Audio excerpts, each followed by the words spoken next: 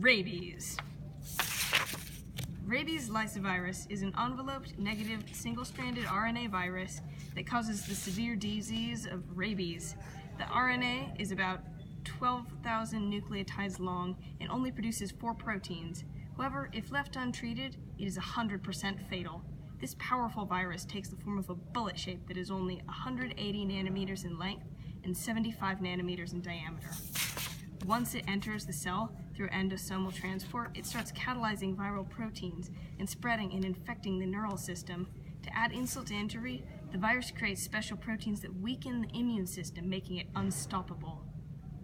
While rabies is rare in affluent Western countries, such as the US and European countries, it is much more common in Africa and Asia, where most of the 60,000 human deaths by rabies occur each year. Most of these deaths occur in children, and nearly every case of rabies is fatal once the virus set in. A person is usually infected with rabies through a scratch or bite from an infected animal. This mode of transmission and the wide diversity of species that can carry rabies makes it extremely dangerous. Rabies can infect any mammal, and some birds have been infected as well. However, most of these are specific strains adapted to their particular species and cannot be transferred to humans. The most common and easily transferable cause of human rabies is that from domestic dogs. Populations of street dogs provide a reservoir for the disease to spread and multiply, and they can easily spread to humans from bites due to increased aggression of infected dogs. However, it still spreads rather slowly compared to other viruses, with an infected dog only infecting an average of 1.2 other dogs. The rabies virus attacks the nervous system. It all starts with a scratch or bite from an infected animal, which allows the virus into the host.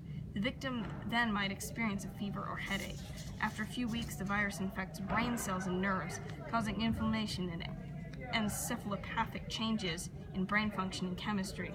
This leaves the victim in a state of confusion, manic episodes that induce heart attacks, paralysis, foaming at the mouth, inability to swallow, traumatic fear of water, and ultimate death.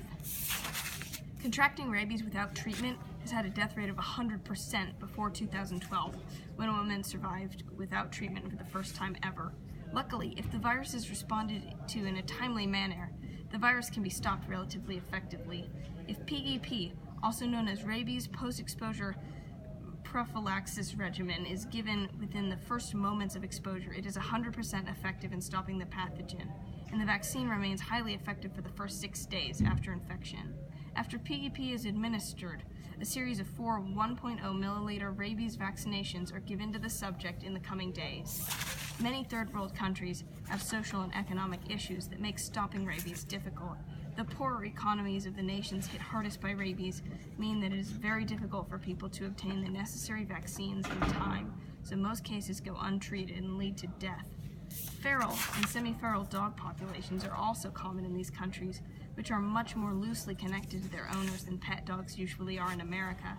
This means that they wander more and interact more with other dogs, increasing their risk of infection and therefore the possibility of spreading the disease.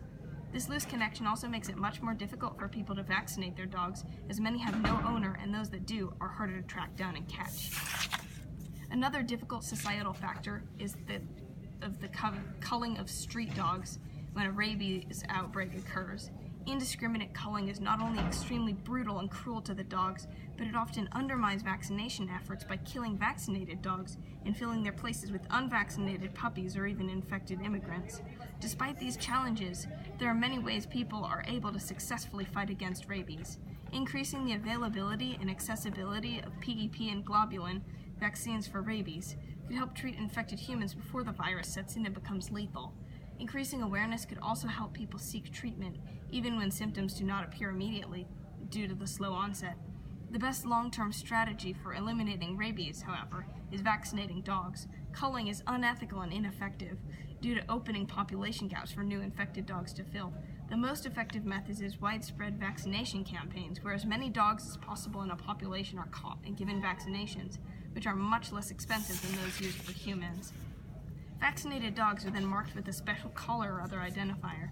In places like India, where feral dogs are especially numerous and untamed, they can be caught in nets, injected with the vaccination, and marked with paint. These methods prevent the spread of rabies, keeping it from ever reaching humans. Vaccination campaigns such as these have successfully reduced rabies in many places. Don't be crazy. Avoid rabies.